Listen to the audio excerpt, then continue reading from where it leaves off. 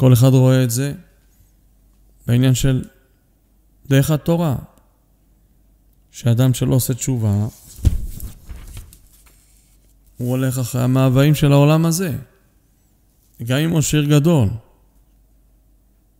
יבוא אדם עכשיו שזכה לעשות תשובה וכברת דרך שהוא כבר מזכך את עצמו. אם אותו השיר זה אבא שלו, שזה אח שלו, חבר שלו. ננסה להגיד, מה הוא לא מצליח להבין שהוא לא ייקח מזה כלום?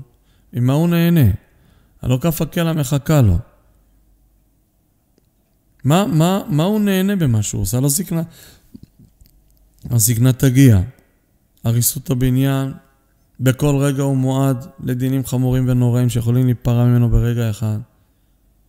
איך הוא לא מצליח להבחין מה שהוא רואה, איך הוא לא מזהה, שהכל זה הבל הבלים, רואים עליו שהוא לא שמח, לא מאיר בו אור חוכמה, אור חיות, רואים.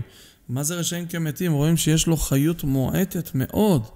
מה שהוא לא עושה, הוא לא שמח.